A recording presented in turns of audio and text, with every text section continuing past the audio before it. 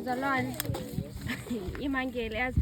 Okay, phakathi komhlabathi khona inyama yambe.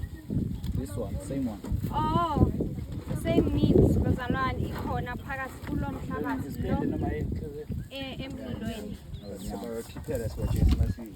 So umehluko izohluka kanjani kunale So le umehluko lo esenzayo le angithi le umsobho wayo ungena emlilweni but le izovutha ngokuba ibe ngazuthi manje just like it's in microwave. Nge microwave but i microwave le yemvelo ongadingi uzizi. Okay. So ngiyothatha ispice manje. Okay, so bazalwane khayeni labafundi. So inyama le bayimarinate ngalesi spice. So apparently sekhando mama njangazi ukuthi ufakeni labazalwane. Kodwa ngicabanga ukuthi one of my brothers unolwazi ngespice lezi. Ngifuna ukuthi asichazele ukuthi bamixeni lana bazalwane. So ispice ezisebenzisile kahle kahle asasebenzisa sasesitolo.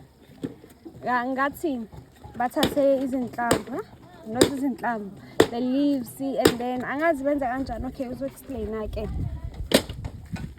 kalo se explain ukuthi ngabe ukuthi uma umixeni lana so then yeah okay ngiyabingelela egameni lenkosi yethu Jesu Kristu. So lesi spice umama uthatha ama herbs ala ekhaya egcekeni uthathile ufaka amakhalipsi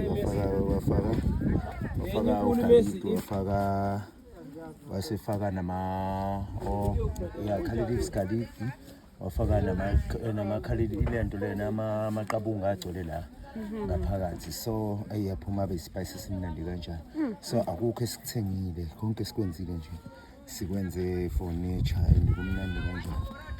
Ukuba useduze ngabe ngiyakuzwisa. Amen. Hallelujah. Amen. Umntwana ozoveza mina ngamaduku atshekile. Nansi inyama bayikhatha bazalwane. Bosisi bethu bakhatha inyama yangaphakathi. Yeah. What's 10? Hayi usiphi. Hayibo. Wenzakalani la emlilweni usiphekelani manje? Uyishade.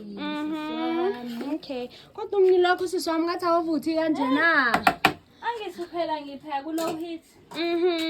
Okay. Kuningi Too much heat. Okay. Usiswetha akafuna ukushisela ukudla Uyazazi ukupheka ukudla okushiya. Yeah. And then le bottle le khonani siswami? Khona uphuphu siswami. Ngiyavula yini? Permission. Okay. Okay, bazalwane.